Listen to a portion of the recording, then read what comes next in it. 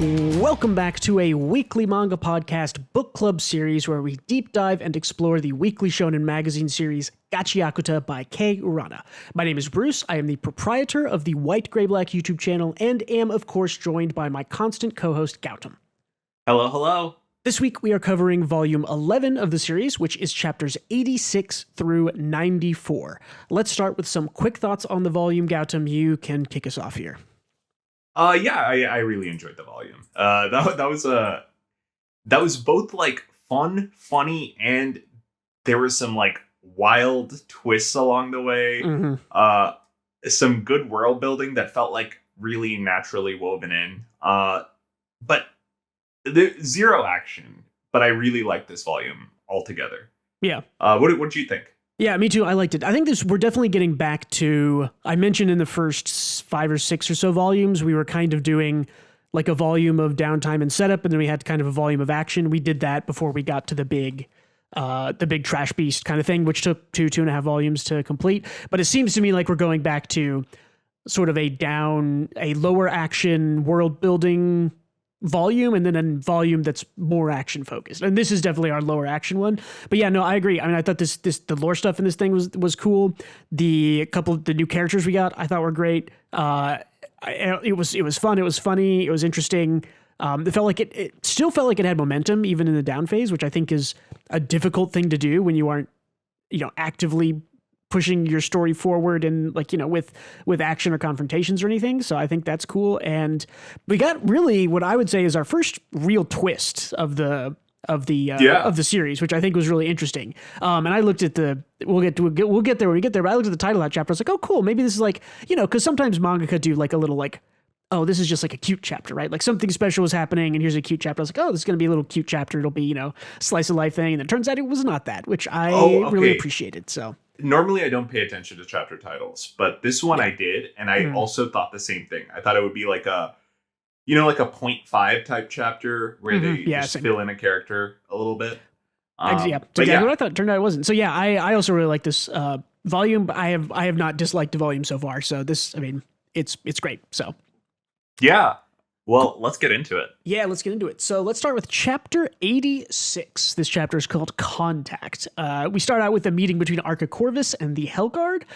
Seimu mentions here that Arca sort of knew that they were coming, and Arca knew to get Rudo out of there, which lines up and is cool, and I think plays right into our theory that Arca Corvus has some kind of power that lets him see. I think it's still the crows. I think we see some confirmation of that in, I think, 2 or 3 chapters here. I'm convinced it's the crows. I agree. If it's not the crows, it's something so close to them that it's like... It's just gotta be, right? Like, it's something like surrounding them. Real quick, before we begin, we're put in the middle of, like, a tense confrontation between the Hellguard and Corvus and the Cleaners. And the painting on the back is like waves smashing against rocks, seemingly, right? Is that what it is? Yeah. It's hard to tell, but it definitely does look just sort of like rocky, like, I don't know, it just looks like jagged rocks. I think you're right that it... I thought it was like kind of a okay, I thought it was waves smashing against rocks. I thought it was like a representation of their meeting. It's hard to tell. It looks like it's a conversion of a real painting, potentially, or just like a background asset turned into a painting. I don't know. But it definitely...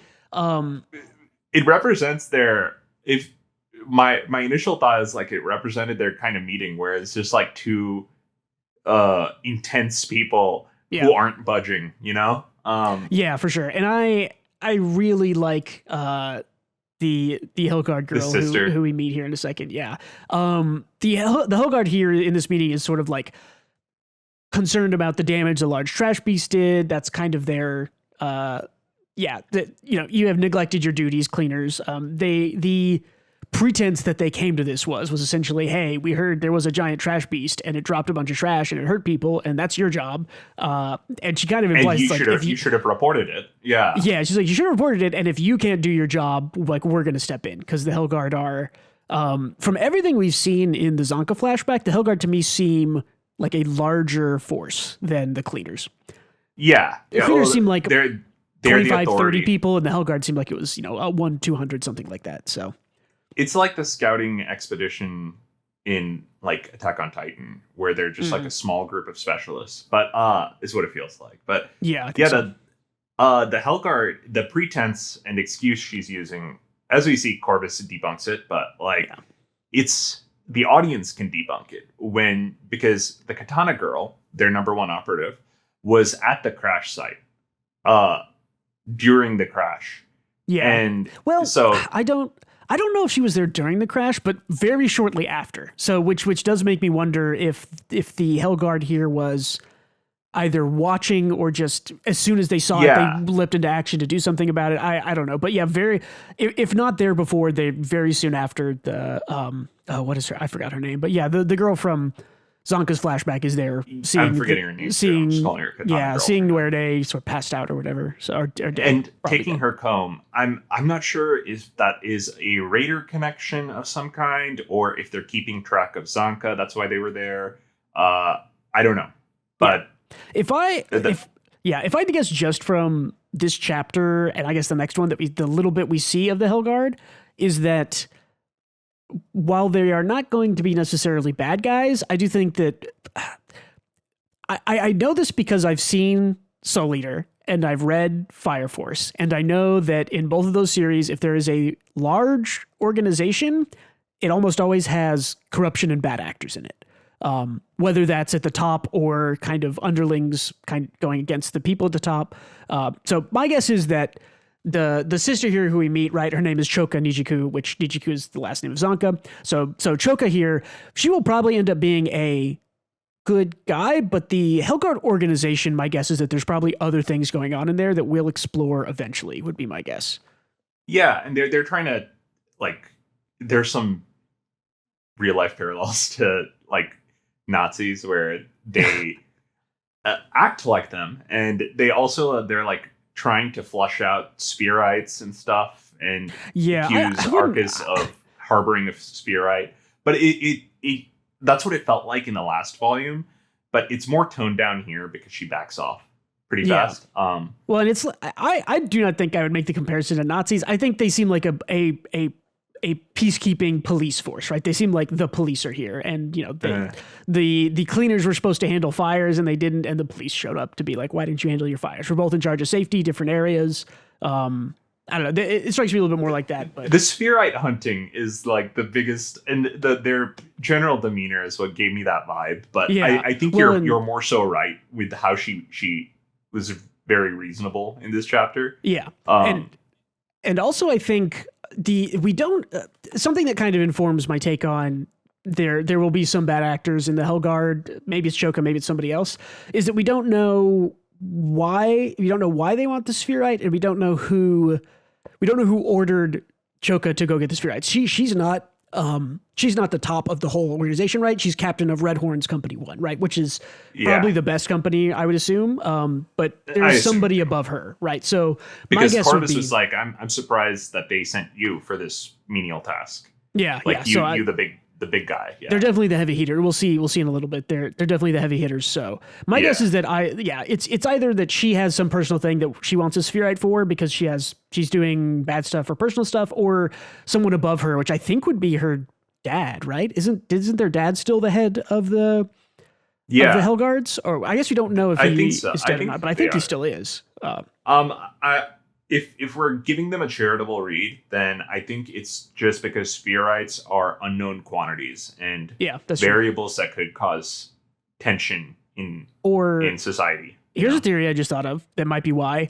Maybe the only other Spherites they've ever heard of are like the Angel and his partner. And those guys, maybe they do bad stuff and wreak havoc, and they're people. And so the Hellguard knows, like, hey, the only other two Spherites we know fuck shit up. So you have another one. What is he doing? Is it one of the ones we're looking for? Is it the Angel or his partner? We don't know. That might be I think that makes sense. Like a living Spherite is anomalous, right? Because the gatekeeper, the watchman. Yeah, because virtually nobody should be able to cross. So yeah. Cool. Let's continue on with it. So yeah, she says basically, she's here for the Spherite. Again, I like the art and the panel here.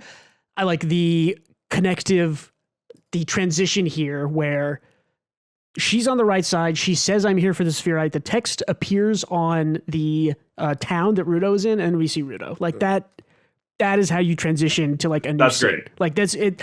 Something that we talked about this maybe way back in like, I want to say volume 2 or 3 was like the trend, or no, maybe it was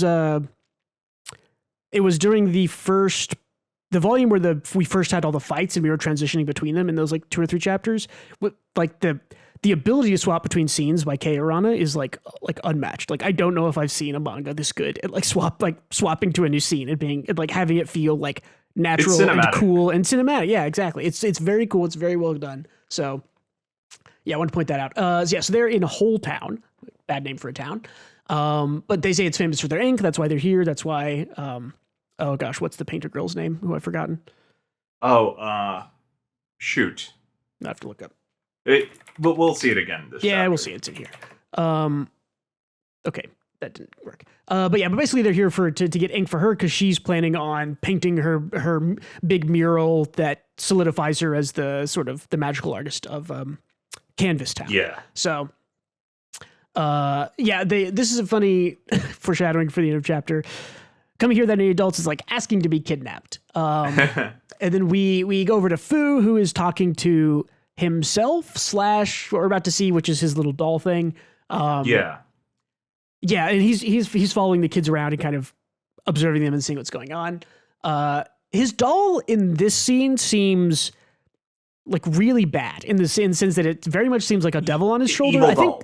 Yeah, 100%. It was the devil on his shoulder during that the combat arc in The Beast as well. Mm-hmm. But it was also the part of him that takes action, right? Yes. So and I think it lightens up a little bit by the end of the volume where it doesn't seem like it like hates the cleaners. It just seems like it's trying to get Fu to do stuff like in a very dominating way, I guess. So it seems like his personality is split between this, and it's clearly like it's a homemade doll. Like it is not like a doll you purchase at a shop. It is something that he made from like a milk carton or something, you know? Yeah, it reminds me. This reminds me of 2 things. The first is, have you ever watched the animated series The Tick from the 90s?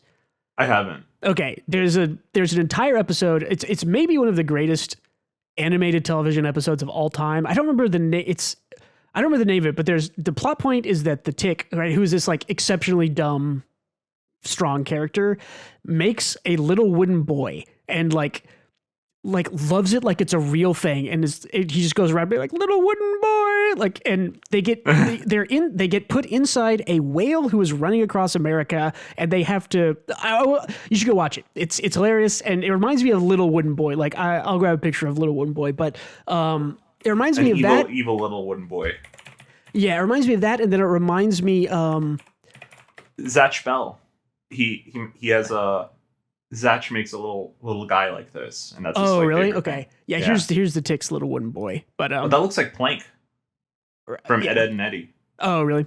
The other thing, personality-wise, this reminds me of is the ventriloquist, who is a Batman bad guy, who has, I can't remember the name, or like he's like a really scared. He like almost is exactly like Fu, where he's like a really kind of scared, low key, like doesn't really do much kind of guy, and then he's a ventriloquist of like a mob boss, like a really angry Italian mob boss, who's like a puppet, right? But the Italian mob boss is like an entire separate entity. It's all him because he's just a ventriloquist, but like he's full split personality, and the mob boss like abuses his puppeteer the whole time. So it really reminds me of that, where it's like clearly these are both Fu, but something is going on to where he has like an aggressive kind of ventriloquist abuser type thing going on.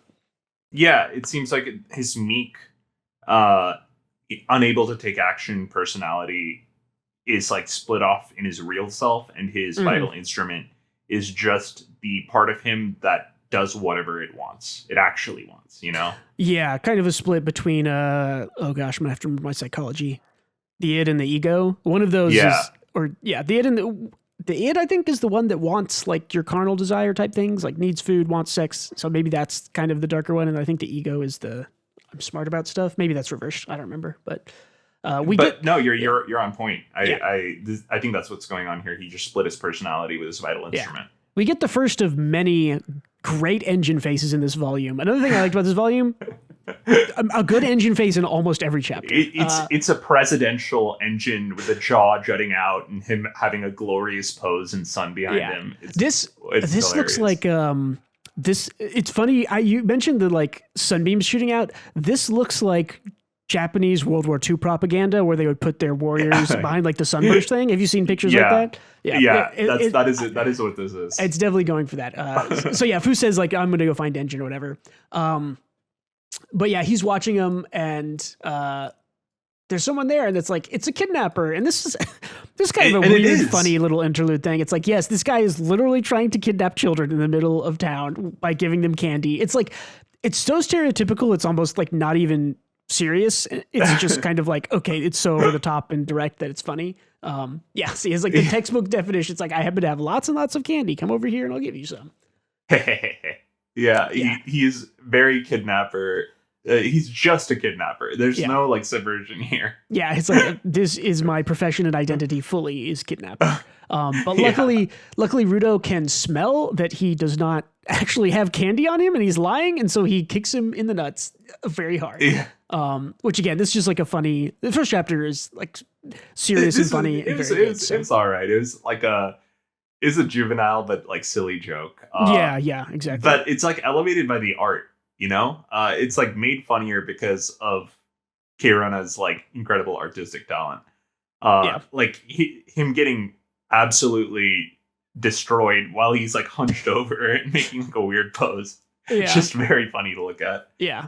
There was one more thing I wanted to point out that I forgot that I put into Kenoto. This town being famous for its ink, they said they say there's a special oil that comes bubbling out of holes in rocks. They then process it and make it into an ink that lasts a long time. Do you think this is anything? I guess I think it's just world building, but it's cool world building. Yeah, it's some kind of world building. My guess is this might be like oil, like our oil on Earth, like our naturally refined, or not naturally refined, but like with what we drill for everywhere is to get the thick black unrefined oil, because that oil is what's used to make like anything like paint. I think is made from some version of the refined carbon, like whatever it's called, carbon stuff that we get from. I think you're probably more so correct because of the oil drums. The only other descriptor of like bubbly, oily substance was what Jabber used as poison, or which had the same description. Well, and there was also that stuff inside the trash beast. That's what I'm talking about. Is that you're talking about the Jabber like found as like, oh, this is a new poison. Yeah. And oil does like, it's bubbly, gubbly, whatever you called it. Yeah. If you drink raw oil or get it in your blood, it's very bad. It is a poison. So I didn't even think about that, but yeah, that definitely all lines up. So cool. Let's go to chapter 87. This is called Ancestry. The kids have walked, what did they say it was, like 10 miles or 10 something miles. Between the two towns? I know, it was fucked because I wrote that down. 10 miles one way they walked. That's like, okay, but 10 miles is a long way to walk, I guess, for a kid, but it's not like that long. I don't know. But it's like 4 hours of walk. It's a half marathon, right? You run that, and that's 2 hours for a normal person. I guess, yeah. I was thinking you can usually walk, like, I feel like you can usually walk a mile in like, 30 minutes. So, yeah, I guess it is like 8. That is like a full day of walking. Okay, maybe it's longer. Yeah, I just wasn't thinking. But yeah, cool. So they return. They're in Canvas Town now. They make some funny jokes about walking. This mural on the ceiling is cool. The first time I saw this, I was like, "This is something. Like this is not nothing. This is something." Which is it's the Cthulhu guy that we thought the Watchman was initially. Oh, did we see this painted earlier? We did, right? In like volume 2 or 3 or something. Or I'm not sure. We just kept calling the Watchman Cthulhu because he was an eldritch figure, but it's nice to see actual Cthulhu here. Well, so I thought the same thing. I saw this and I go, oh, like they're painting the Watchmen, but they're like a little different, and we'll see that kind of the longer we go. I think it's in the next chapter, but they find out now that Engine and Engine and Bro were following them. And like, did you guys, this is funny. They're like, did you guys drive here too? It's like, no, it's not what you think. We're keeping an eye on you kids. But I thought that was funny. So Remlin, that's her name, right? Remlin. Remlin, yeah. She talks about where her painting's going right behind Job's, who was the master who died in volume 2, I guess it was. Yeah, and they go all the way back to what they call the first spellcaster's painting and here's the thing. Machaka Idol. Machaka. Yeah, here's I think the first C is a CH in pronunciation, Machaka? Right? Machacha. I think so. Definitely could be Machaka. Machaka. I've learned 2 truths about GACHIAKUTA at this point. One, it's that almost every name is bad. It's just like a bad name. You read it and it's like clumsy and hard to say and difficult to remember and weird. And 2 is that if they tell you a name, it's probably important. So I think the fact that they name drop who the first painter is going to be important eventually. That's my guess.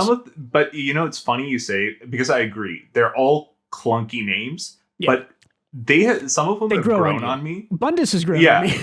Bundus has grown on me, and Norde has grown on me. Norde still is weird. I don't even know if we're saying it right. Like I'm not sure. I think so. I think we just said it so much that I'm like, this is a name in my head now. Yeah, true. But like Guita sounded weird at first, and I'm fine with that one now. So yeah, she's just extra. But yeah, Machaka Eichel. Machaka Eichel, maybe if it's Japanese pronunciation. Yeah. But yeah, this feels important to me, and we'll come back to this page probably. We have a funny panel at the bottom of everybody looking backwards. This emphasizes something I like about the comedy in GACHIAKUTA, which is that Rudo, who I think is like 14 or 15, Remlin, who is like 10, and Engine, who is like in his 30s, are all the same amount of childish in GACHIAKUTA, which I think is fun. So yeah, they're still looking at it. There's an awful lot of information in that painting. It's from 6 generations ago. I like that they all collectively lie down at the same time too, just to stare at it. I think they fall over or they roll or something, but yeah. Yeah. But yeah, this panel in the middle here is where it starts getting like, holy shit, like big stuff. And the cool thing is that the author, like Urana, doesn't waste time. It doesn't like show it to us and then it's like, oh, the people don't notice it, but you as a reader notice it. No, they're like immediately Engine and Rudo are like, holy shit, that's the Watchman symbol. Yeah. I like that we have a cut over here back again to Corvus. To Corvus and oh god, what's her name? I wrote it down. Corvus and Choka. And here's the interesting thing, which maybe we'll start our conversation here. They cut over to this after, I think this is the page directly after they notice the Watchman symbol being painted by, this is the first. Job. This is the first one, right? This is not Job's. Oh, this is not Job's? Okay, yeah. So no, because it's the same. Yeah, see, because this is the first spellcaster, and it has the weird kind of thing. Yeah, the Machaka. It's Machaka's. Yeah. It has the 4 symbols underneath it. They immediately cut over to, we need to know how the sphere and the ground are related. That's like the next line you read after seeing those symbols, and this is like, dude, this is like such excellent storytelling of like, and you don't even notice it because again, it's in a scene transition where it's like, what we are looking at here in the painting and those symbols is how the sphere and the ground are related. The author is telling us that in such an efficient and smooth artistic way. It's so cool. It's very good. Hey, go back one real quick. I think I might have noticed something. Or 2. One more time. The eye. The eye is Corvus's tattoo, right? I looked at this. It's similar. Yeah. It's not the same. Got it. Because we're going to talk about that because there's another symbol that I think ties into a main character. But let's make sure we get to the end of the chapter here. It's like, he's like, does that mean you're a fan of Undertaker from the old days? And we're like, okay, like Undertaker, what the? It's like the logos in that picture up there all represent the best friends of the first spellcaster, Machaka Eichel. We don't know all of their names anymore, but we know the one that goes with that logo. One of their best friends, the Undertaker, Canis Surbrek. Again, a clunky name, which has already grown on me a little bit.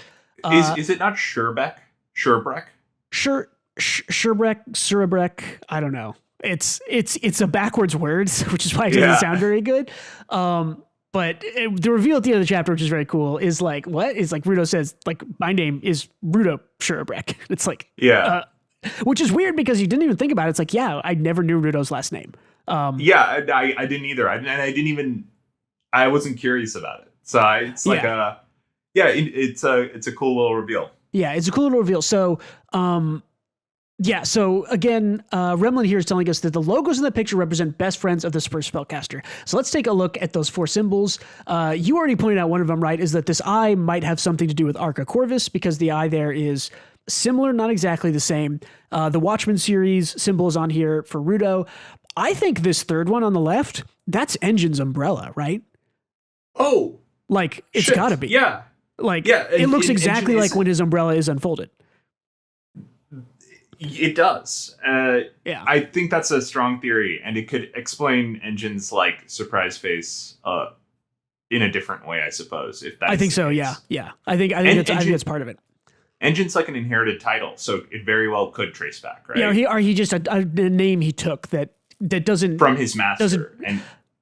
We don't know his real name. So my guess is more that his real name probably connects to his umbrella and whoever this other friend of the original spellcaster was. And I would say that's more the line than Engine, but it could be either. It's 50-50, I guess. Yeah, but I think like there's been a line of Engines using this umbrella if this theory is true, right? If this is the umbrella. Yes, I'm not sure what the fidget spinner at the end is. Yeah, the fidget spinner at the end, I'm not sure. I'm trying to think if it looks like anything we've seen, and it isn't ringing any bells right now. That certainly opens up the fact that there's someone else we haven't met or something else.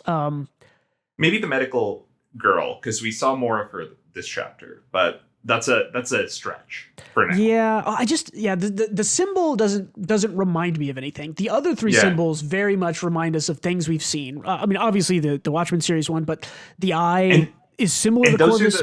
But yeah, those are the 3 that Urana is primarily showing us right now. Anyway, right? Yeah, the one on the left is not the primary focus. She doesn't care to show us all of that right now, which to me seems like it'll be more of a future plot point. And the 3 that we're seeing right now are the important ones, but who knows? We're definitely seeing all of them. So yeah, that immediately struck me of like, okay, like that's Watchmen series. That's on Rudo's gloves. The eye itself does look like what's on the back of Corvus's head. It's the shape of it. I don't know. And then what I think is, I would bet 99% that third symbol has something to do with Engine's umbrella. So the eye is also like, unlike Corvus's eye, it's like a pentagon symbol. I don't know what. Yeah, I can. I got to remember where. See if I can find just like a quick picture of it from the back. Yeah, see, his eye looks like this, which is not quite the same. Okay, yeah, that is. And it has looked like a little different, right? It does look the same in this picture, like in the top one, right? Like it's similar, but not completely the same. So it's hard to say. It is an eye, and he has been very, like, we've seen him in the eye tattoo he has a lot. So something tells me they're somehow related, but I don't know. This is Earth and the Illuminati took over. That's what happened. Like you might be joking, but maybe not. Like that legitimately could like quite literally be what happened. Yeah, like 5-point Illuminati. But yeah, I think. Let me see if I had any other notes about this. Canis Cerberek, the Undertaker. So Canis means dog, and Cerberek is Cerberus backwards, who is the 3-headed dog guardian of the underworld. So I did not put that together at all. Okay. Yeah. There was a comment, I think, on last week's video that not spoiled, but guided me on some things that were coming up. So they pointed that out to me. Well, and because the reason is this is not the first time we've heard the name Canis Cerberek. Do you remember the last time we saw it? No, this is the first time I remember hearing it. This is the name that Bundus reads off of the little figure that Zodal throws to him. I think it just in the last volume, right? I don't fully recall that, but let me find it because it is definitely in here. Well, we can keep going. I'll yeah, we can keep going, but it should be right here. Where it was a success. Yes, here it is. The chess piece. That's right. Yeah, it is literally a thing that says Undertaker Canis Cerberek. So I didn't realize we got the Undertaker thing too, but And he says, yes, I've been looking for this for ages, some kind of antique. So it's very old, obviously, which makes sense if it was with that first painter. But yeah, that is where we have gotten this before. So interesting. Okay. Yeah, again, Urana being very extremely good at connecting stuff. So yeah, I mean, I that's very cool. Cerberus three-headed dog. So the other thing is that Cerberus is a three-headed dog. There's 3 circles on here. Rudo can use his power 3 times or 1 big time. So there's a lot of connections to the Watchmen 3 series, and the Watchmen itself is a guardian. Is like the guardian of the threshold between the sphere and the surface. So there's a lot of Cerberus related. Oh, I didn't even think about that. That's an excellent point. Is that Cerberus guards the gates of hell. So okay, so if we're going by that, is it the obvious the ground is hell and the guy is protecting the people of the sphere? I think it's the reverse, probably. Maybe right? It's a reverse, right? I think it's the reverse, right? Where something about the sphere place is everyone hell. calls heaven. Yeah, the Spherites treat it like the sphere is heaven. So I think the dramatic irony or the irony in the writing would be that that's actually the hell that the Watchmen would be guarding. And if we're onto something. Yes, and I think we are, because I'm remembering before this was officially translated, there was a fan translation, which I read a good deal of. In that fan translation, they don't call it the sphere, they call it heaven. So right, I remember which makes kind of the reversal of like and the Cerberus Guardian of Hell thing even more kind of direct, I would say. So yeah. Wow, I learned a lot. There's a lot. I mean, and I didn't even think of some of the stuff that you're bringing up too in this. Yeah. So there's a couple of other things that connect here to ancient Greek mythology. Zodal's last name is Typhon. Typhon is another Greek entity. Typhon is, I think, one of the Typhon is a Titan, I believe. So yeah, that I think that might be related also to all of this. Like I don't like a relation to like climbing Mount Olympus in a way. Yeah, or just I mean, even just the fact that he shares he has a name that is potentially like Greek mythology inspired, the same way that Canis Schurebrecht does, right? Also has a Greek mythology inspired last name. So that's just kind of the only connection I'm making there. I don't think we've seen much more to be able to extrapolate on that, but I just thought that was interesting. So, okay, this is interesting. Okay, we'll come back to the Greek mythology aspect of this once I look up Typhon and understand Zodal on a different level. Yeah, Typhon. Typhon is the serpentine giant monster, the deadliest creatures in Greek mythology. The son of Gaia and Tartarus. One source has Typhon, the son of Hera, blah, blah, blah. And he fucked up Zeus. Yeah, attempted to overthrow Zeus for the supremacy of the cosmos. The two fought a cataclysmic battle, which Zeus finally won with the aid of his thunderbolts. Defeated Typhon, was cast into Tartarus, or buried underneath him. Okay, hold on. More theories now. Wait, let's come back to theory craft. We'll go back. This chapter I knew was going to be our longest one because this had kind of the big reveals in it. So I'm okay spending some time here. But yeah, that's I wanted to mention just one more thing that I had a theory of on this chapter, and that was we have a here they are kind of better shown. We have a Watchmen series set of vital instruments. We have potentially an umbrella, which could be part of a series or a vital instrument from someone long ago in this powerful time. So my guess is that there are potentially 4 like series of vital instruments that could be group or singular things. So I think what we're looking at here is there's the Watchmen series, which has at least 3 pieces. There's whatever Engine's umbrella is, which has at least 1 piece, but there could potentially be more. So my guess is that the whole rest of the story is, if this goes kind of extra long, is that they will find all of the Watchmen pieces, and then it'll be like, okay, but you need to get all 12 pieces, or all of the other old vital instruments that having all of them will let you go past the Guardian or something like that, right? I don't know. I guess I just have because I think you're onto something here, and I think I just have one more theory, not to delay us, but that's fine. I knew this was going to be the big discussion on chapter 2 here, so yeah, hit us with it. The title Undertaker, right? It's someone who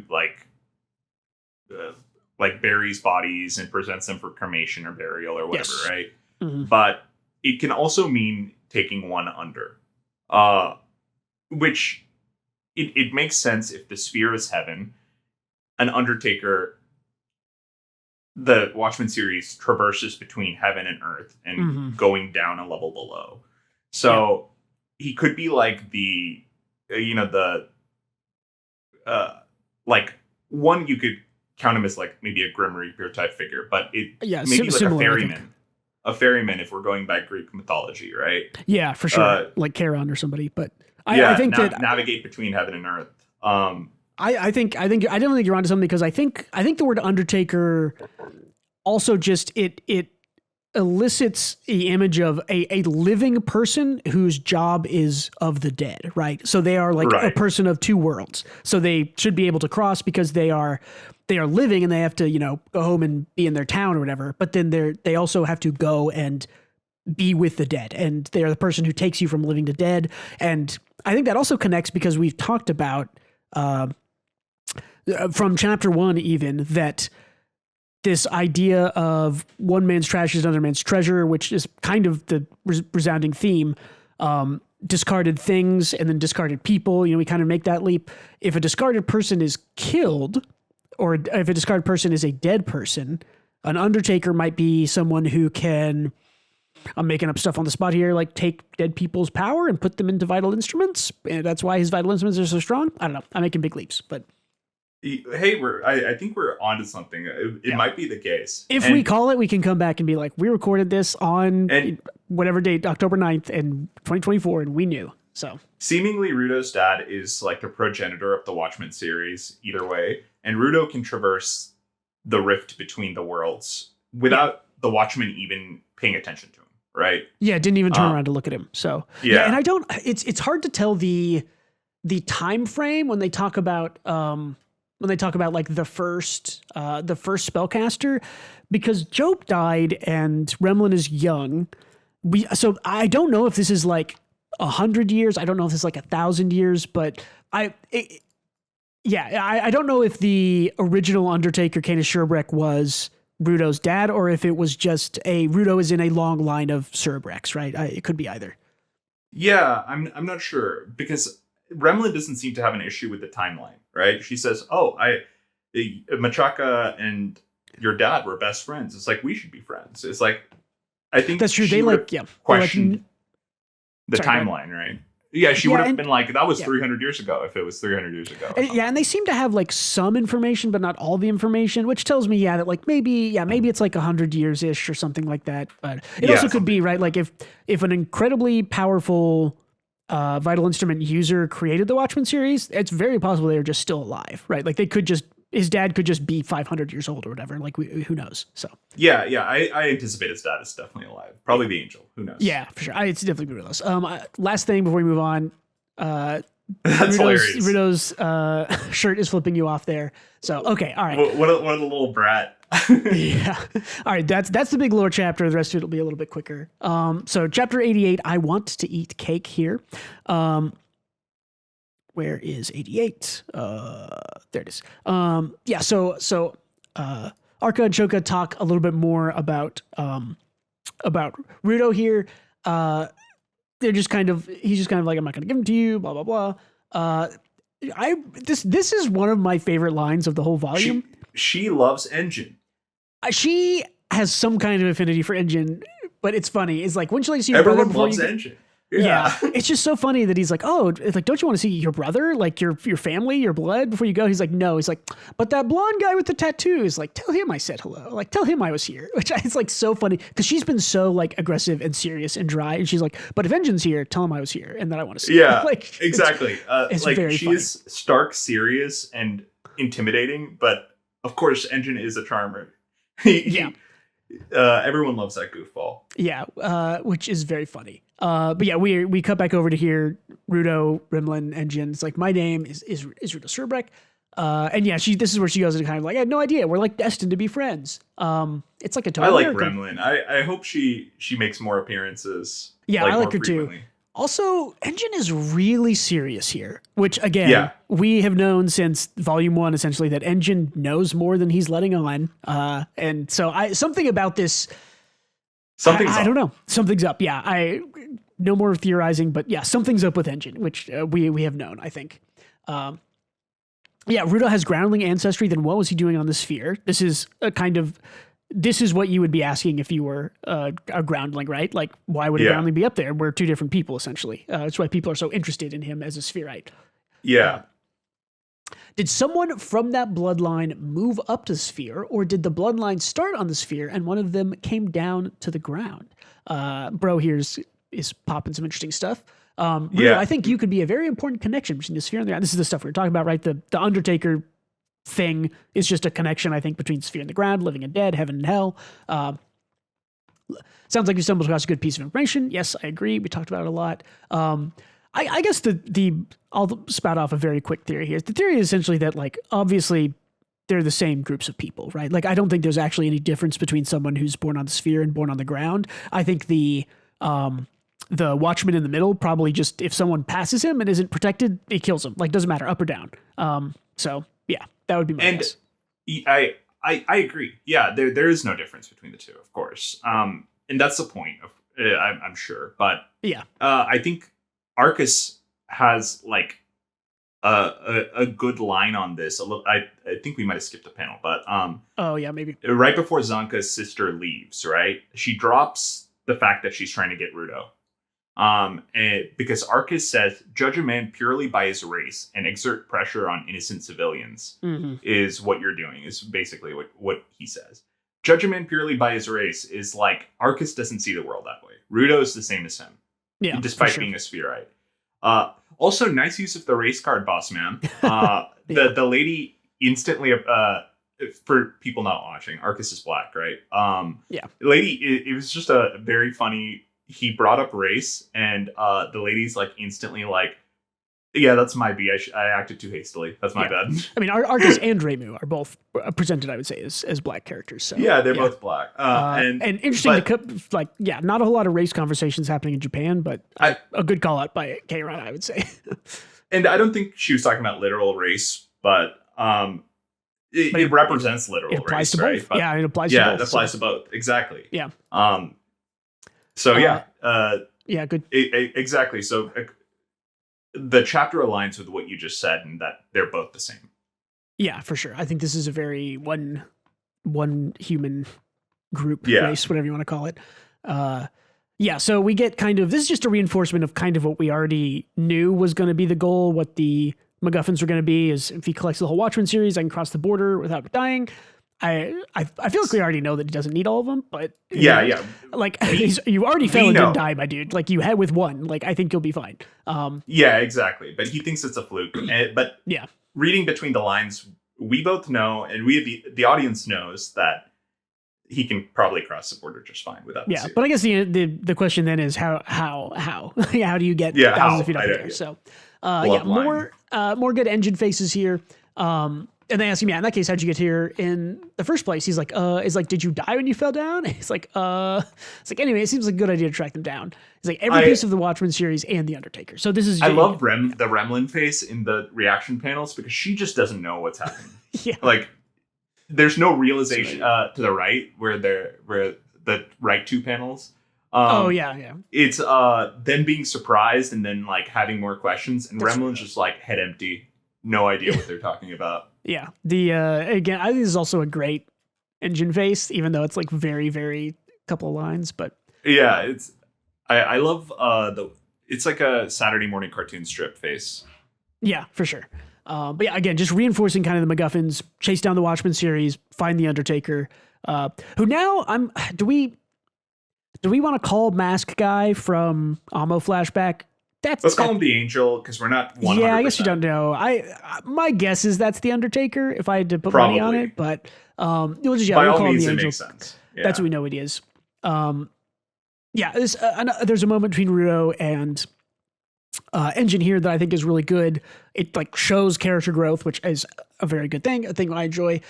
He's like, I don't want Alma to think we only care about her because she has information. Engine's like, sorry, you're right. I did make it sound that way. He's like, of course, that's the only reason I care about her. He's like, what kind of turd face are you? I love Engine. He's great. And this is like Engine just being a good guy, because he's playing the heel and getting the information, right? Yep. because Rudo is coming at it from an emotional good person front, but they still need that info. So Engin's willing to play the heel. And just like we do just need to go get her for the info too. Like, yeah, exactly. Oh yeah, this is funny again. It's like Remlin's like, what are you talking about? Go to the sphere. Like, oh yeah, Remlin didn't know I'm from the sphere. It's like she was so not following the conversation that she's like 80 steps behind. I love it. Yeah, it's funny. And then this is the end of the chapter here with the name of the chapter. I want to eat cake. We see Amo in this dungeon. He's like, please, I want to tell him about you. Yeah, like a literal medieval dungeon. It's like I want to eat cake. So we pick up here chapter 89 with Amo again. It's like, hello, please, I'd like to go outside. Can't die. And before we get to the next two pages, here's something I want to say. No, fuck it, we'll just go to it. I adore the opening of this chapter because something I didn't want to see was Amo already had such an incredibly sad backstory that was just so, I don't want to say pitiful, but like just like it tugs at your heartstrings and makes you sad, mad and sad at the same time. And I didn't want to see her put in one of those situations again. I felt like that would have been too much for me. So I was like a little worried here, but I'm glad that this is more played for a little bit of comedy and she's like angry and lashing out and trying to get back. I think that's a much better angle to just take this whole scene and situation with. And I really appreciated that. Don't worry, we circle back around to Amo suffering a little bit more. A little bit, yeah. But yeah, she does this funny thing where she kind of plays like, it's like Amo's just like the captured princess in all her picture books. It's like, okay, well, I'm waiting. I'd like to eat cakes. Like, so let me out of here. Like, I love this. Funny. Yeah, it's so funny. And it's so much better that she's like, oh, haha, I'll play the pitiful, like, captured princess. But like, we've seen her, fight and be sort of like aggressive and outgoing. And I like that she's playing both sides here, which is really good. And the art style goes back to a little drawing of herself. Yeah, it's great. It's very good. Yeah, super good. The art shows the same thing. We see sort of a new character here who we are not familiar with yet. That they had long hair. I didn't recognize them. I kind of made a note like some new character has her captured. We don't know. Again, I call it out every volume. A character is wearing something different, and I fucking love it. And it's Engine, and he has his hair like down, and it's great.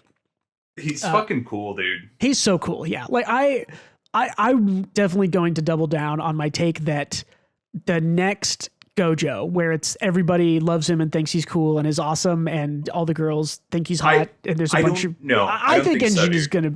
He probably won't be as popular because I think this is. The thing is, I think Engine is a character that guys think is cool. Like Spike Spiegel is a character guys think is cool.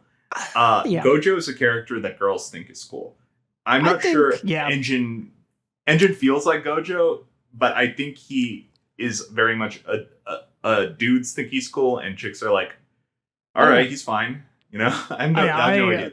I don't know. I guess I always say is, as a guy, I think Engine is a cool dude. So yeah, I would like to have his tattoos and his style and everything. So, but yeah, he points them out. He's like, deciding to find them is easy, but actually finding them will not be easy.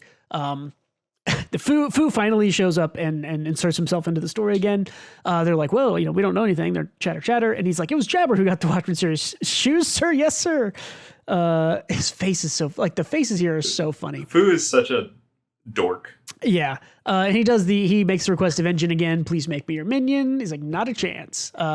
He's like, is it because I used to be a raider you can't trust me? It's like, did he just say a minion? It's like, you must have heard wrong. Like, quit the raiders. Please make me your minion.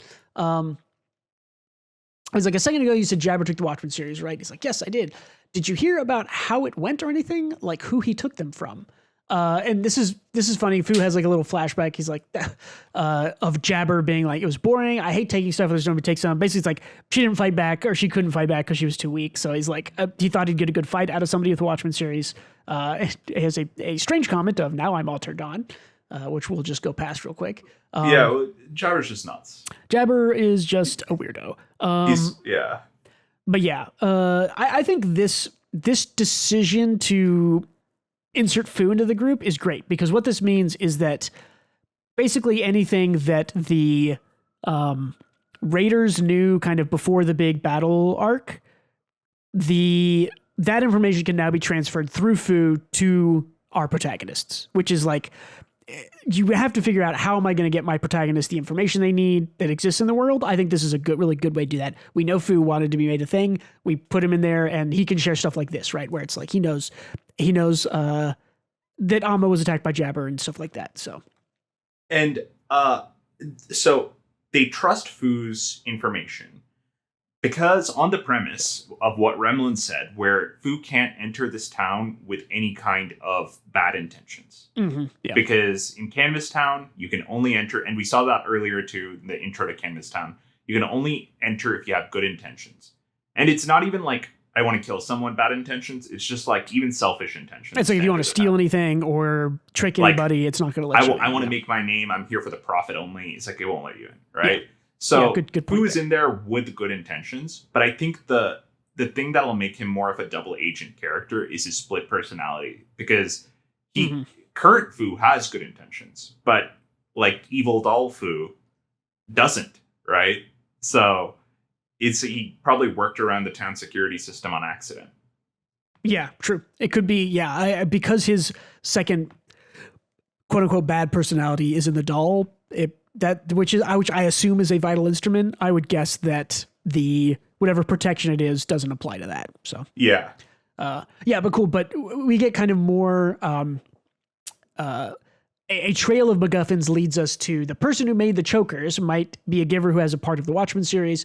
So if you find basically all this sets up to find the person who made the choker, that will likely lead you to at least one part of the Watchmen series. You will then potentially be led to where Amo is because of other reasons. But another good Fu.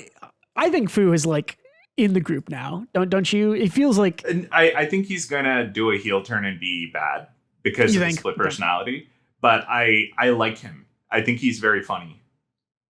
Yeah, he's a funny little guy. I think he's a good spice to add to the stew. So he says all that stuff inside the imitation trash beast. It was an experiment, and part of it was to see if chokers were made by someone with giver powers, which I think we basically confirmed with Zodal. So yeah, we basically, Engine kind of gets frustrated. It's like, all right, we're going to the information broker and we're going to have to ask about all this. He's just like, there's too much. We have MacGuffins, but no leads. So, and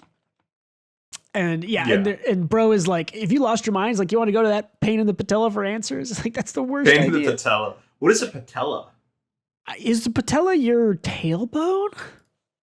I thought it was that would make sense. That would make sense if it was. Patella. No, it's a kneecap. A pain in the kneecap. Okay. It's a funny name. It's a funny and semi-alliterative. So it's like exactly. Good enough. We then, because the end of this chapter, last page is we get Zodal munching on a crow/raven, and they again. So just a reference to like, I don't know if he's intentionally knowing about Corvus's bird control powers or if he's just hungry.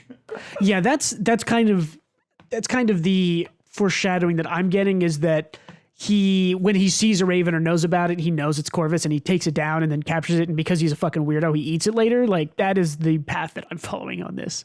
I think my suspicion is that he doesn't know Corvus's power because too much is unknown about him. Mm-hmm. I think this is just like symbolic of his goals to like kind of hunt down the cleaners, you know? Yeah, very, very possible. It also could just be like, well, because Corvus is trying to watch him all the time, there's always ravens around, so he's always got something to eat, and it's like right nearby. So maybe it's something like that. But it definitely is implied here that he like has more of them in these cages, right? That's kind of what I think is being implied. I'm not sure. It would make sense. If they were ravens in cages, then he probably knows something about Corvus. That's kind of the thing that I got, but it's a little unclear. But and also, Bundus asks about Corvus during the big battle arc. Yeah, and we don't really get an answer. And my guess is that Zodal told Bundus to get more information about Corvus so that I know more. Because they're both very curious about him for sure. Yeah, it's definitely something to look forward to. So. Chapter 90, here we go. Completion and aims. A cool color page after a while. Seimu and the... Okay, so this is making more sense in one of the lines because Seimu has that porn magazine over there. Oh, yeah. I forget. Okay. There's yeah. Is that after this or is that before this? Where they It's after this. Okay. Yeah. Yeah. So this is where Remlin paints her mural on top here. So it's a very cool. We get kind of a little montage thing. We have dear Santa down here, like just playing the paint drums. Yeah. And we get the reveal here of, and I'll sort of leave it on this one for a while. We get the reveal here of what her addition to the mural is, which all of these murals have basically had giant kind of black monster looking things on them. And hers, in my opinion, this is the current Watchman that we see. He is in the same position. He has headless, he has arms, and he's sort of leaning over in the fetal position. This is like exactly that. Oh, and a bunch of snakes. Yeah. Yeah, I don't know about the snakes and stuff, but you can definitely see the sort of like the hunched shoulders kind of resting on his knees with like hands over like legs. Like you see the hands and the legs and the headless. Yeah. I mean, this is exactly the Watchman. Put that together. Yeah, you're right.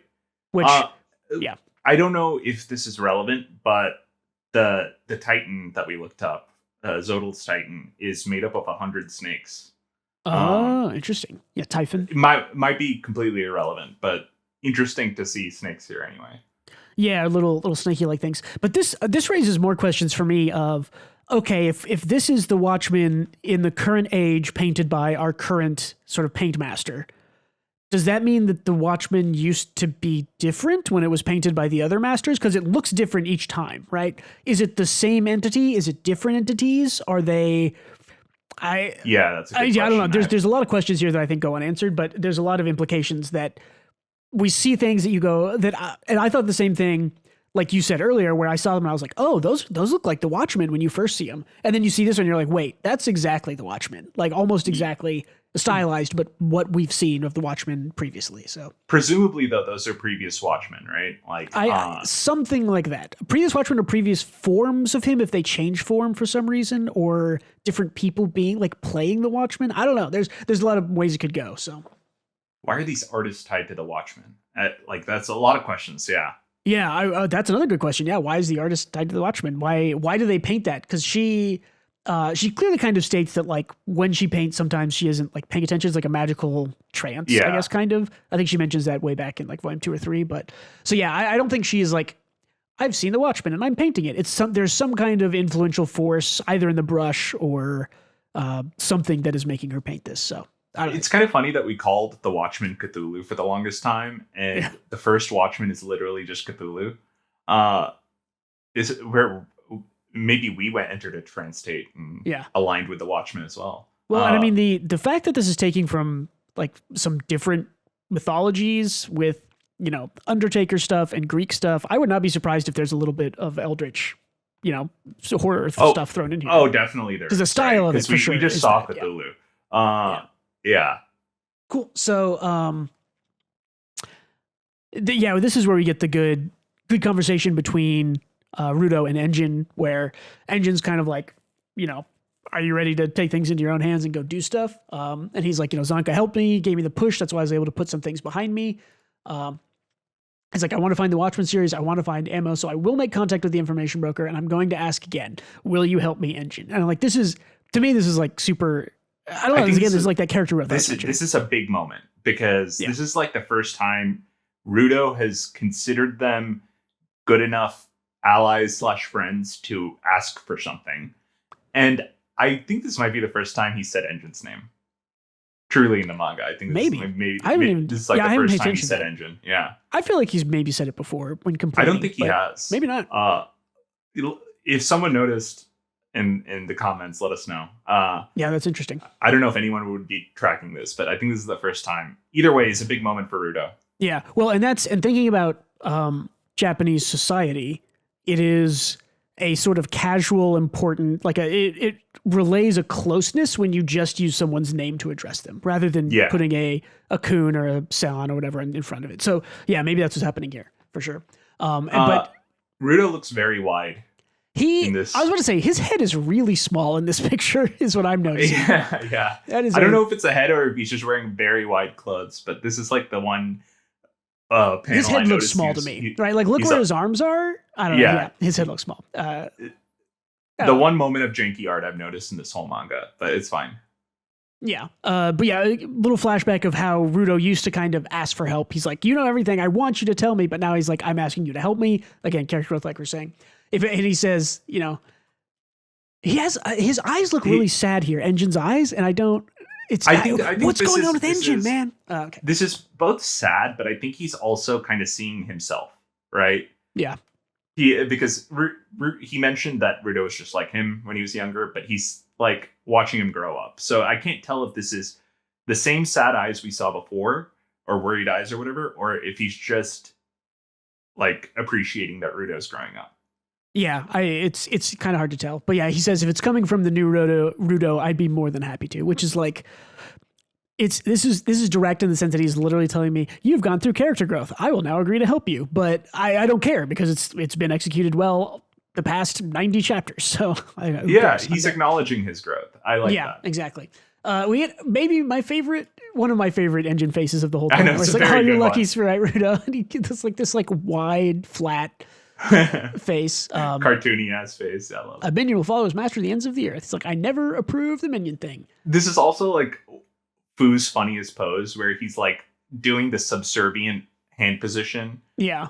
And is like being very polite. Yeah. It's great. Yeah, very, very funny stuff. And we get the snowshoe monk from Zonka's fight back. Yeah, way back in volume 2, introduced the end of volume 2, volume 3, I think is when that was. So again, one of all of these like storytelling techniques that Urana uses I love like every one of them. Like this is like written to me. It's like, oh, you have a need to like show off the Hellguard's power and have them meet up with someone who knows some information, and you use a character that's already introduced that we know from 80 chapters ago, whatever. It's like, and that I love that. Like that's great. Don't introduce a new character when you don't need to. Use a character we already met. Snowshoe Guy's back. He calls them normies. He calls them the Hellguard a bunch of powerless normies. Yeah. I thought the monk is so stupid. I'm glad that he's good, an internet shit poster as well. Yeah, I hope we get this. Was the other guy a sand controller or whatever? The guy who made like the booby clay dolls. Yeah, the clay controller. I guess that's what it was. Yeah. Yeah, it's funny because talks big. He's like, oh, I'm a giver. You can't. And then we get. This is the funniest. Gun 2, electric boogaloo, baby. Gun 2. Except this is like a good gun moment because it's during like the lowest stakes shitpostiest of situations. It's just very funny. It's funny though because I think every time a gun comes out again in GACHIAKUTA, it makes me more okay with the original gun reveal, which we had our complaints with at the time. So like this happens and I'm like, okay, they're leaning into it. Guns exist in this universe. They're used by people, who I like the follow-up jokes. I just don't like gun resolving big climactic battle. And I think that's like understandable, right? Like but yeah, this is a very funny gun moment. It's very Indiana Jones where the guy comes in and does all the sword work and just shoots him in the chest. It feels kind of the same there. She just caps him in the chest and then let me do like multiple times, right? You just like unload on this dude. But that was the other thing. End of this chapter. God, I have to find her name again. Choka. Choka here makes it very clear that she thinks that like when you become a giver, you are made into a lesser person. Like she makes that very clear the way she talks to this guy here. Because she shoots him and then that's a little bit baffling to me because their whole thing is choosing one specialized weapon, right? Like that's their Hellguard time-honored tradition is to pick your weapon and then get good with it. So her being against givers, it feels antithetical to their upbringing a little bit. So I'm curious to see why she has that perspective. Yeah, I'm curious too. I think it probably has something to do with their dad or the leader of the Hellsguard, or did Zonka say he had 2 sisters? I don't remember, or only 1 sister. I don't remember. I think he mentioned multiple siblings. I feel like he mentioned multiple siblings too. Yeah, so it could be an older brother or sister or something that's doing this. But I agree. I think that's interesting because it strikes me as the very sort of like magic is evil type fantasy where everyone is, magic users are bad, magic is evil, don't use magic. And then you always find out that the people that lead those groups like have magic users on their side too. So I think that the Hellguard probably has some like secret givers or something. I don't know. Well, I'm excited to get into more Hellguard stuff, which I hope is coming up. So yeah, me too. Zonka's family is cool. Yeah, I like Choka a lot. Her eye makeup goes fucking hard. I want to see how she interacts with Engine. Yes, that is definitely something I'm looking forward to. Yeah. Cool. Let's do chapter 91, multiple purchases. This is kind of our chapter catching us up with Zanka and regrouping everyone together. So yeah, this is where we get the healer girl whose name I looked up, Aishia. I'm wondering if we get more of her. This feels like a very big kind of like character development-y setup where she's like, couldn't manage to use my power, zooms in on like what her vital instrument is. If I can use my power better, blah, blah, blah, then yeah. I'm still not fully sure what her vital instrument is. It seems like a power cord coming from her choker. Or coming from her hat that like goes around her choker. Yeah, I don't know. We haven't seen her use it, but my guess is that that'll be some kind of reveal later or just be important.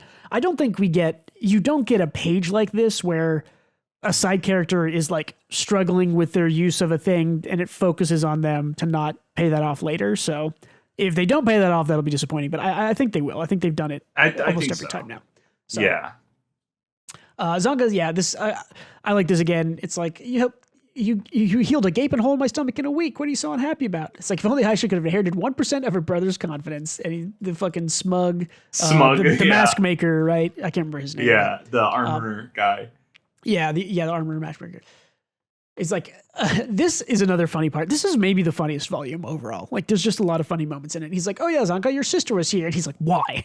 He's like, "Your face does not mince words." It's like, and why should it? This is the woman who quietly flew off the flippin' handle the minute I told her I was joining the cleaners. There's no telling what kind of snide, sarcastic insults she's hurled my way if she knew I got this beat up. So this gives us a little bit more information on what kind of person Choka is. We saw she was very aggressive, but she's demeaning and belittling to Zanka. So I think she just has strong opinions, but she probably loves Zanka is my guess on their relationship. Yeah, it could be she literally hates him. I don't know. But we get, again, I think she'd direct all of those at a certain someone else, and it shows Engine, which is funny. And then they sort of talk about the information broker, and Aishia asks, "Is there a reason I haven't tried that before?" And they're like, well, Zanka says, "Well, I've only heard rumors myself, but this person is a pain in the tuchus, according to Engine of all people." And she's like visibly shaken. It's like, Engine of all people? The people skills fiend? That Engine? And he's like, yes, that Engine, but has no choice but to rely on the broker. It's like, which is why he's back with that look on his face. And we get another good Engine face in this volume, which is fucking hilarious. I like this is like the second way they didn't say pain in the ass. Yeah. They just said it. Pain in the tuchus this time. Yeah, this is a really good translation and localization. I've liked it pretty much the whole way through. So definitely. What was the first one? Pain in the panella or something? Yeah, patella. The kneecap. Patella. Yeah. Yeah, so they talk a little bit about the information broker who's called Kuro. Kuro, the information broker, that is the word for black in Japanese, which is basically just like black market. I don't know. There's so many characters named Kuro in Japanese. It is kind of insane. But any isekai where somebody gets a familiar that is a black dog or cat, they name it Kuro. All named Kuro. Yep. He has the greatest wealth of information to purchase of anyone on the ground. There's a reason people don't just go to see the information broker, and that's the price. He's like, "You mean money?" He's like, "Not necessarily money. The price is different for each person. It could be a light price like money, or it could have a heavy price like something that could lead to death. So Rudo, I want you to narrow down your purchase to one question." This is important because they wanted to ask him, where's the Undertaker? Where's Amo? What are the chokers and all that stuff? He's like, so this kind of, I like this because you don't want to go to somebody and be like, "Hi, give me all the information I need to know for the rest of the story right now." So it's like, limit it to one or else he'll hurt you. There's a good little limit there. Yeah. It's a good way of like, because the characters have approximately the same number of questions we do, right? So it's a good way of cutting it down without making the character seem illogical. Yeah, it keeps the story focused and it's great. Storytelling, excellent as always. He's like, "No," he's like, "I only need one." She's so cool. I love her. New girl, yeah. I also like her, and we saw her, and I was like, "Oh, is this?" My first thought was, "Oh, this is Kuro, the information broker," and we're going to see, but it's not. This is another member of the Raiders. She's also nuts. Yes, also crazy. You look at her, and she thinks she looks normal. Some creeper tried to hit on her, and she like recites song lyrics at him. But like crazy song lyrics. So Yeah. he just like gets scared and walks he just away. like goes back and walks back. But yeah, stop. Yeah, her name is Momoa. He started harassing me. He's like, "Oops, sorry," and we get kind of the group here. Is that the last page? Or do we get one more? No, this is I think the last page here. Her vital instrument, just a guess, seems like her headphones. Presumably, only thing we see on her. That's kind of unique and different. Accessorized. Sure. Yeah, I think that's probably a good guess. Yeah. Although for people like Jabber, we don't see their vital instrument until they get it out, so it could really be anything. I think Jabber it doesn't matter as much because we first met him, his vital instrument was out, so we know. But yeah, this is the one question that they're going to limit to is like, we can find the location of Amo's choker. We might find Amo too. So what I want to ask the information broker is where to find the person who made the choker. So it's a good compromise. Yeah. Who made the chokers? Can you locate chokers? We can locate Amo. She'll tell us who captured her, all this stuff. And yeah, that's that. So this is chapter 92. This is Tamsi's Day Off. This is the one we were referencing at the start where it's like, I saw the title of this when I was sort of reviewing the chapters. And then at the start I saw it and I was like, oh, this is one of those fun interlude chapters. Like you said, like a 0.5 chapter, like a little break. That's thing. what, I figured the same. And it starts and like it that. Starts out fun. It starts out like that. Yeah. It's Tamsi. He wakes up, he listens to classical dancing. music. He's nuts just like everyone else. Yes. He listens to like classical music, then he like switches to metal. Yeah. And then starts headbanging and then turns it off. Yep. And he just says, I like it. Like Airhead, you know? Yeah, he's with his hands in the air. Yeah, he's more solidified into a weirdo than he already was. Well, everybody is a weirdo. Well, Tamsi seemed like the only normal one. He right? seemed like very. We talked about this back when he had the Amo fight. Is that we didn't get a whole lot of him. We got kind of what his power was, but we didn't get anything about his backstory or who he was. But I think that makes this chapter kind of better, right? Is you're like, oh, cool, we're getting, I remember Tamsi. He played a big role in the Amo fight, and then he went away. We haven't seen him in, at this point, like almost a year of publication. So cool, Tamsi's back. And that's why I anticipated it being like a 0.5 chapter. It's like Urana's like, oh, I didn't give Tamsi enough to establish him. Let me give him like a side chapter. Exactly. Kind of This is like the My Hero Academia anime like does this, where it's like there weren't chapters to like flesh out the girls at all in My Hero Academia. So there are anime episodes that just do that. Their only point is to just give the girls something to do. So this is kind of mean. I hope you find your friend, as we'll see in a second. He's like, he's a dick. For sure. Tamsi is like, what is it? He's a sadist. Is what you learn. Yeah, watching other people suffer is definitely the thing. This is where the thing you're talking about. I'm going to town, want anything? It's like the latest issue of LL. Is like, you're not asking for porn max. He's like, what? Nothing. He's like, I don't really need anything. Want me to drop you off? He's like, this only made sense to me after we looked at that cover a second ago. Yeah, I didn't make that connection either. He's like, there's something I want to try, and the thing he wants to try is roller skating. And so he roller skates around town. He like does some little odd jobs and stuff. Because, and he sees a cake in the shop before this. Yeah.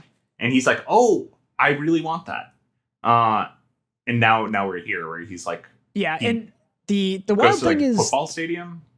I don't know, but this page for me was wild because because the whole time you're like, oh cool, what's he doing? What's going on? And you get this page and you're like, wait a minute. Like, at first I thought this wasn't Tamsi. I was like, oh cool, we're cutting to the Amo and whoever's with her. And then I was like, no, wait a minute, that is Tamsi. Like, Tamsi is the one who has her locked up. And in case you were kind of in question about it, he says, it's not easy to walk in roller skates. It was fun though. They don't let me do that up top. So a couple of these chapters, I'll go and look at the Reddit threads of them just to be like, oh, like, what do people think? Do they have the same questions? The line he has here that says, they don't let me do that up top. Some people were theorizing that means that Tamsi potentially had been to the sphere. I don't know if I totally buy into that, but maybe. I'm not sure because he did do that up top. He roller skated over. Yeah, and it didn't. The cleaners, like, maybe they don't let him do it like in their HQ, but that doesn't seem like the kind of thing the cleaners would care about that much. So they're all weird and nuts. They'd let each other do anything. I don't know. Yeah, for sure. I definitely think it feels like the cleaners would not really care if he rollerbladed. So it's interesting to think about. We do know that Tamsi's a double agent, so maybe he's talking about his real boss. It also could be that. Yeah. Yeah. And do we think is is he just a raider or is there another group here? What do you think? It's easy to presume that he is a raider because the raiders are the ones that kidnapped Amo in the first place. Well, so yeah, for now, I think maybe. But wait, did they just take the shoes and leave Amo? I'm not sure. And that's kind of what I'm thinking, is that in the chapter where Jabber takes the shoes from Amo, Jabber's the only person there, I think, and then he just leaves with the shoes. So, but then again, that Tamsi was already there. So, right, Tamsi was basically there. I don't remember. Okay, I have to go back and look now. What does Tamsi do when he leaves? When they leave Amo, does he? I didn't notice anything off, if that's what you're wondering. Yeah, well, I don't remember if he's like, oh, I'll make my own way back or something like that. No, he goes with them, I'm pretty sure. Okay, here's the Amo fight.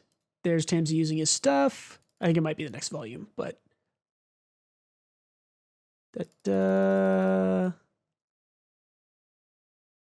I don't know if he even shows up after the fight is over then. Yeah.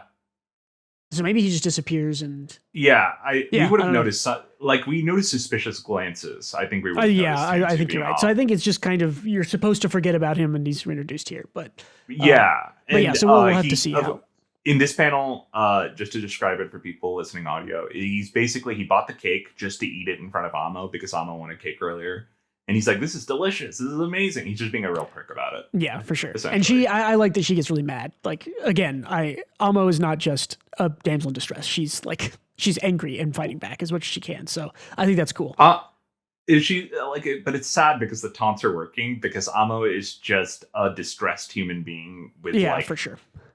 Emotional issues.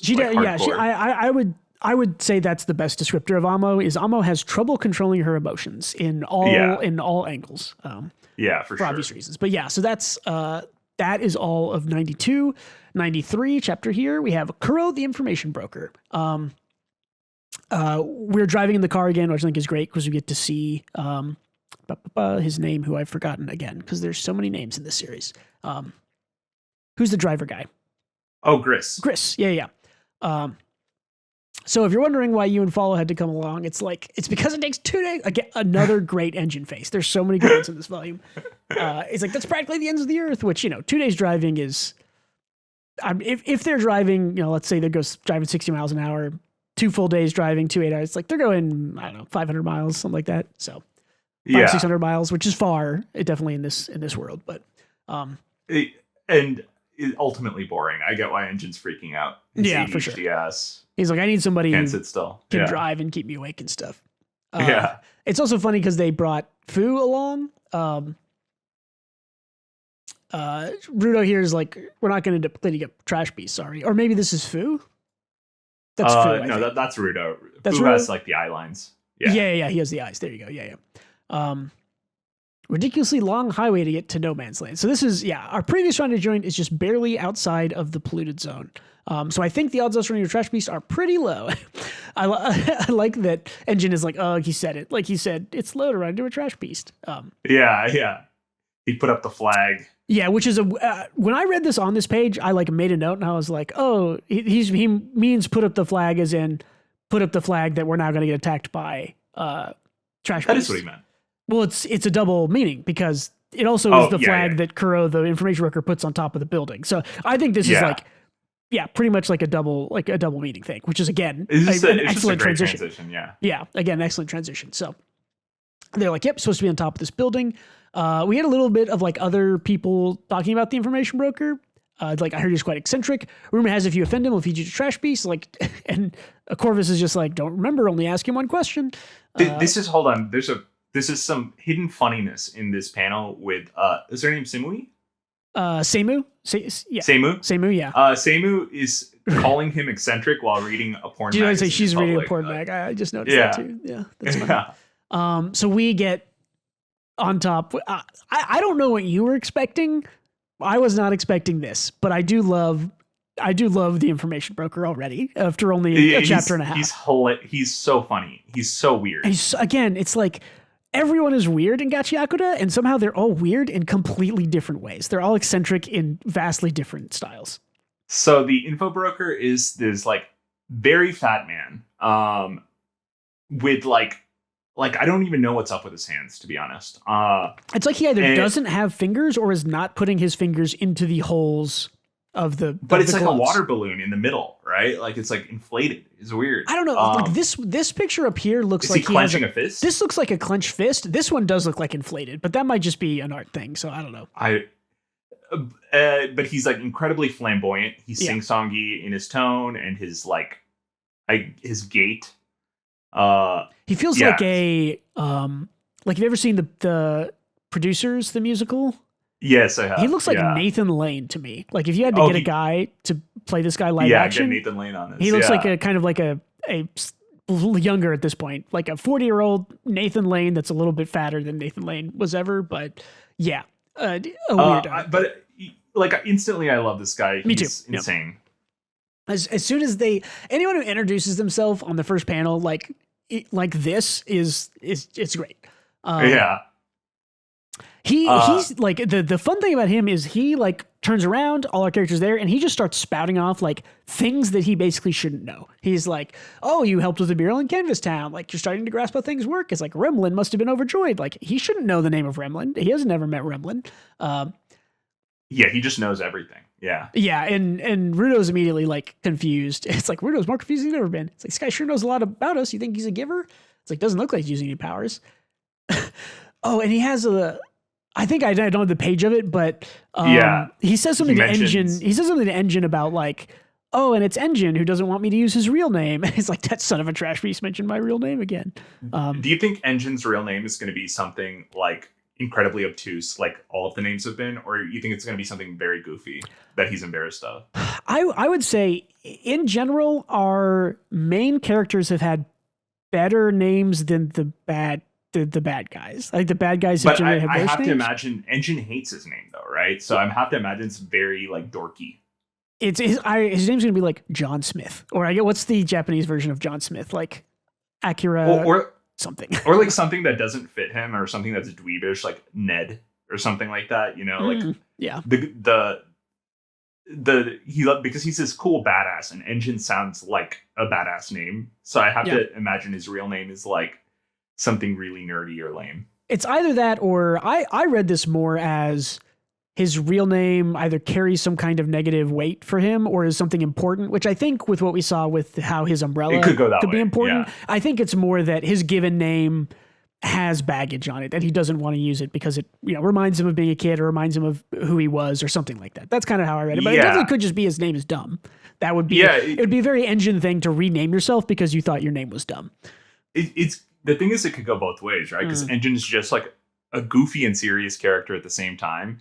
So it could be like trauma or baggage, or it could be just a gag. It could be just, we're not sure. Yeah. If it was an English writer, his name is like David Jones, like John Smith. Like, yes, Engine is a cooler name than both of those. So we get the asking of the question here with Rudo. Please tell me where to find the person who made. And I didn't notice this first time I read this. He doesn't even finish asking his question, and Kuro's just like, alrighty, and immediately is like, play my game with me, let's go. He's like, if you catch me, Kuro already knows everything. Yeah, I assume that's like because he knows what he's going to ask, and so more good face. The faces here, God, is this my favorite Engine face? I don't know. This is modern art. This is just it's so good. Yeah, the art style swap in GACHIAKUTA is so fun. It's great. And so he kind of flamboyantly jumps off the building. Yeah, flamboyantly throws himself off the building, lands on the ground with with grace, puff of air. Yeah, grace. There you go. And he's like, "Let us begin our extreme game of tag." We get now to our final chapter of the volume, chapter 94. Rudo, this panel in the middle here, I love. You don't see a whole lot of like this vanishing point type arc where you like have the kind of curved outside and all the straight lines leading to a point. It's a very cool, different style of art to do. And it's like, because this is the red line arc. This is like kind of happens like, before a cowboy showdown or before a race where the wind blows and then the action happens. There's like a moment of silence. Or even there's that camera move. Do you know the camera move where like the background gets farther away, but the main person gets bigger? I don't know what that's called, but there's that, like, it's kind of almost that camera move here where it's like the background is moving and our characters are sort of like getting bigger here. So So yeah, he's standing like kind of on the middle of this highway. The chapter title is On Your Mark. He summons these, they're called ground horses, which are horses that have mutated to be useful on the ground. They look cool because the design of GACHIAKUTA is always cool. They just look really sick. He has like a chariot, which is awesome. Their legs allow them to run over garbage. And here we go. He says go, and we're off, which is the title of the chapter, On Your Mark. And then we're off. So yeah, the cool thing here is they all go to Gris in the car. And again, this is cool. Like you mentioned earlier, this is like cinematic, right? Like the camera is trained on this door, and then boom, power slide, their Jeep comes rolling out of there. Gris has like the red line face. Like I wrote here, it's like Gris is just in the wrong series to be the main character. Like this dude is a red line protagonist. Yeah. Another good engine. Yeah, face. he has like I love the laser eye too. You know, like the anime thing where it's like their eyes move and the line is left behind or whatever. Yeah, the line is left behind in Gris's eyes. Yeah. There were people when I checked the Reddit thread for this chapter because it was the last one. There were a lot of comments on that one that were like, okay, when does the car become Gris's vital instrument? Because it feels like we're on that trajectory. And I was like, I don't really know, but I do think that would be kind of cool. That would be sick. Like a pair of driving gloves, maybe? Or even just like the car. Like, because he loves the car. He takes care of it. That's his like thing that he loves a lot. So I don't know. Yeah, why not? I think that'll be awesome. It would be cool. We haven't seen anything like that. But yeah, so they're off in the speed. And then we quickly get these trash beasts start chasing them, which look like cheetahs is kind of what I read them as. I don't know. They're like mecha panthers, right? It's like I think they're cheetahs because they're running fast, right? Like, oh, you're right. They're definitely cheetahs. They're some kind of big cat. They don't really have spots or whatever. But they're like mechanoid. They look like robot cheetahs. Yeah, and they're like trash cheetahs, I guess. And there's like a flood of them coming out. There's like 200 of them. I don't even a lot. Like do you think the info broker like summoned them for the race? Or he just knows that if you drive in this direction, you summon trash beasts. Like I would maybe, yeah. We have not seen anyone control trash beasts except for Zodal, but it seems possible. This reads to me more like we're going to zoom off and they're going to chase us, and I'm faster, so they'll chase the guys in back, and if they overcome them, they win. You know, whatever. So, yeah, that makes sense. More of a situation thing. This guy seems to control trash beasts, though, just with the horses.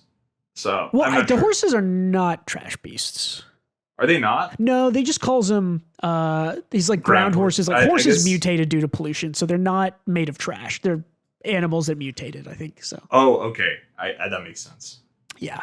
We get I love the last 2 pages of this because it mirrors like I think 2 other volume endings we've gotten in the past, where it's like, attention everybody, we have now entered the polluted zone. For your safety, I'll ask you please put on your masks, and I want you to lean outside the car so we can all defend it together. Like a airplane person putting on the mask. Yeah, exactly. Like get your mask on. He's like, I know we're on the move, but it's time to do some cleaning. I legitimately, I think this is the 3rd, like maybe the 4th volume ending chapter that has ended with time to do some cleaning or let's do some cleaning, which I think is cool. It's like a cool flow that Urana has made where, like I mentioned at the start, there's a flow of like a down chapter that leads into a down volume that leads into a more action heavy volume. And because of that, we've ended a lot of these down, more lower energy volumes with time to do some cleaning, and then started the next one with action fighting beasts, which is cool. Like this is the end of, I guess it would be volume 9, ended with Engine and Guita and Dear Santa all like time to do some cleaning. So we have another one, which is cool. And we kind of see, I think this is just showing us like a fish out of water, or like how the cleaners look from the perception of someone normal, with Fu's reaction to Engine's plan. Mm-hmm. If you go back one, you see like a lot of Fu panels of just like reluctance and like, are we really doing this? He's not, I wonder if he comes into play with his vital instrument in the sort of the upcoming battle. I would be curious to see, because I wonder, because we know that it's got that second personality, but like most all of the vital instruments do something in combat too, right? So for sure he does something. Otherwise, they wouldn't have paired him off to fight someone. Yeah, right? If not now, then soon, right? I think it might not be this racing arc, but potentially it is. It's like, it's also like, I have to super give kudos because like, it's hard to notice, but a lot of times, so, I mean, a lot of manga do this and I think it's totally fine and cool. They'll take a real picture, convert it to black and white, and you can tell. And a lot of times the Jeep that they drive has been like that. And I think this tire is converted, but this is actually a hand-drawn Jeep here. Like I actually think I think almost every bit of this actually is hand-drawn, which I think is really cool because people don't draw cars very often in manga. You maybe don't notice it, but the days of Akira Toriyama drawing tech and cool cars is kind of over. So yeah, for sure. Yeah, like even this one I think is hand drawn, but yeah, so really cool. That is the end of the volume. So any the last thing I wanted to call out that last chapter, someone in the Reddit thread called Gris discount male Kobeni, the character from Chainsaw Man with her car. I don't know if that's true. It was like funny. I never would have thought of that relation, but the only commonality is that they both have cars. Yeah, pretty much. And really well, she's really good at driving too, right? She has that one. There's that one arc where they escape with Denji. I think Power just car driving, but yeah, I think Power just crashes it instantly, doesn't she? And breaks it. Yes, but I believe that Kobeni was implied to be a good driver. Kobeni's like a hyper competent person. Yes, despite her hatred of herself. Yeah. But anyways, overall feelings, wrap it up, anything. I love this volume. This is a really good one. I think I am suspicious of Fu. I am definitely suspicious of Fu. I don't believe that Fu will just be a good guy and it's played straight because there's the alternate personality. There's the mention of the like ill intent, and I think his alt personality is too perfect of a workaround for the rules of that town, for it not to be like kind of a little subversion there. And I think the Raiders let him off too easy. They seemingly don't give a shit. Yeah. That's the smoking gun to me, is that Zodal like essentially sent Nuerde to her death and then just let Fu go. Like, and he knows information, right? He talked to Jabber. He sort of gave that information away. So yeah, I don't think I'm as suspicious as you are, but that point I feel like is suspicious that they just let Fu go. Maybe knowing that when he is taken over by his alt personality, maybe he just wrecks shop and is like incredibly strong. So they'd be like, oh, well, if he ever uses his power, he'll clean up the cleaners. So I think we covered a lot of like our theories, but I think what I'm curious about now is the boss has presumably chromancy. Let's work on that assumption where he can see through the crow's eyes. But he needed the info broker to find the trash beast and the crew. So it's not like an all-powerful ability. He needed Kuro to help there. Kuro seemingly knows even more than the boss. Yeah.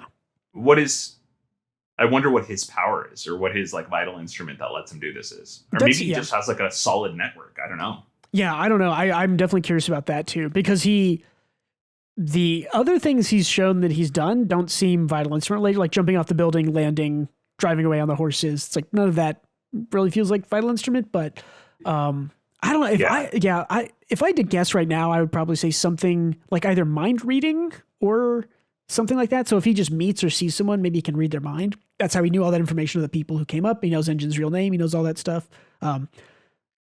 It could be. But then how would he know about like the trash beast encounter, right? Which is like nobody's near him.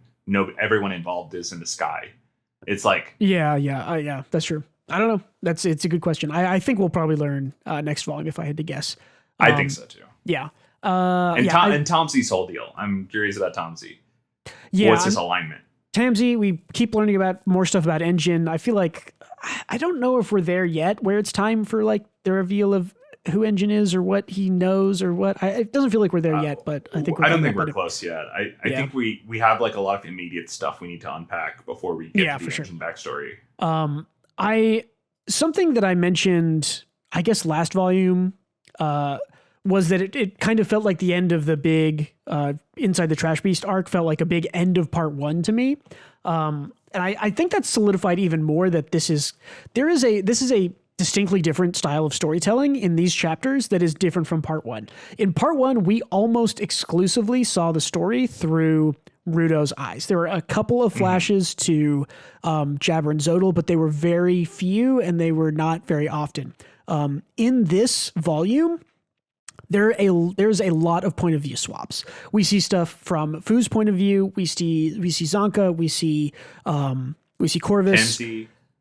Yeah, Tamsi. We have a whole chapter in Tamsi's point of view. So that is a decision that feels like it is made to broaden and open up the world. And I think that it worked really well. Like, even without noticing it, you notice in this that it's like the world is bigger. There's more going on. There's multiple things moving and there's more point of views. And I think that proves to me that like part one was sort of like introduce Rudo, introduce what's going on, introduce the bad guys. And there's a lot more point of view swapping down here. And I think that's good. That's really good, yes, because with part one, like one of the issues I had with like the Raider battle arc is that we had like 20 chapters or something of no Rudo. It was like 6 or 7 chapters between. You get one chapter of Rudo and it would go away from him. Yeah. And that's like a little distracting when he's been the point of view character for the majority of the series till that point, right? Mm-hmm. So it's good that we're getting branching character perspectives here. Yeah, it feels more natural here than it did during the combat. And the combat arc felt, the Trash Beast thing, that to me felt more like swapping between fights and encounters and less between just swapping to point of view. So a little bit different. You're right, but it's like, it's still, you notice the absence of the point of view character when you've had him be the point of view character the whole time, right? Yeah, like, for sure. It basically just kind of hard stops him being the point of view character and then jumps to everybody else, and then we'll jump back to him once every 6 chapters or whatever. So yeah, that definitely felt weird. But no, this has been a great volume. I think it's a great bridging volume. Looking forward to the action in the next one. Me too. The race is, I love Redline, and I love like these wonky ass speed racer-esque races. Mm-hmm. So this is looking to be fun. Yeah, something tells me this is not just going to be the cleaners drive off the Trash Beast cheetahs and then catch up, and like something else is going to happen. Like, because Gachaku just doesn't do that. There'll be another twist. There'll be another. The Raiders will probably intervene because they mentioned that they were looking for the info broker as well. Yeah, good call. Good call. Yeah. I think that it's definitely maybe another altercation there. So we'll have to see. Perhaps. It's curious to me that the cleaners don't know where they get their chokers. Like, I know. Okay, so I was going to bring that up. Yeah, you're right. Because the Raiders are like trying to figure out the chokers, but nobody in the cleaners knows about the chokers either. So they just like have them, or Corvus got them, but if Corvus got them, he'd know where the person is, or maybe they found him. He wouldn't send Rudo off to ask about it, right? But it's weird that they're like such a key part of their organization. Their like execution of Trash Beasts and communication is like, we don't know where these come from. We just know that they work. So, but I mean, maybe, you know what? Maybe that's how the info broker knows everything. Maybe that he made the chokers. That is very possible. It's also possible that it could be one of those, like, the chokers could be like a part of the Watchmen series or a part of another series, maybe. Like, did they mention the chokers being a Watchmen item? I don't know. They said it could be. They said that the guy who made them might have a Watchmen item. Which, I see. Yeah, they didn't say that it was specifically potentially a Watchmen item, but I wanted to look at here. Like maybe the rings over here, like maybe these have the chokers, or I don't know. Yeah, could be anything. I'm curious. Definitely curious about that. That was something I just picked up on. But yeah, so I mean, the last note I guess I'll leave is that I mentioned at the top too, but other than the sort of big Trash Beast arc, which we just got through, we are back into the sort of like one setup arc, one battle arc, or one setup volume, one battle volume, which to me is a really good flow. And it worked in the past where we did kind of setup and then the fight with Jabber and then setup and then the fight with Amo. So I really like that we're getting set up here and then this fight, quote unquote, with Kuro, the broker. So I really like that. I think that's a really, I think just the flow of that when you're reading volume to volume is good. You know, you're going to get kind of relaxing and more information, and then you're going to get some cool fights and some other stuff. It keeps the volumes feeling diverse at the same time. So I just really like that. Yeah. I think like the Gachi bridging volumes where they're setting up the action like this one, and they're just doing world building, they're phenomenal. I think they're absolute bangers. So, and I think it's shown in this one by like, I think this is the funniest volume so far. Yeah. Like I said, the most humor. humor that hit for me, I thought it was good all around. So Funny engine faces. yeah, all so many throughout. good engine faces. Yeah, it's so good. But yeah, that's I mean, I think that's it unless you got anything else on your notes, Gautam. No, that's it for me too. Cool, awesome. Hey, thanks again, everyone, for listening or watching. Next week is going to be volume 12, so stick around for continued discussions. That is the last currently published volume, so there may be a break after that. We'll have to see where we are when we get to that episode. Be sure, again, check out Patreon if you want to support us. Get more book clubs throughout the year, potentially. Check out Twitter to see more thoughts. If you are a weekly manga reader of stuff like Shonen Jump or Weekly Shonen Magazine, which publishes GACHIAKUTA, go check out our Weekly Manga Podcast on this channel. And I think that's it for the GACHIAKUTA Book Club read-through, so adios. See you later. And don't forget to read more manga.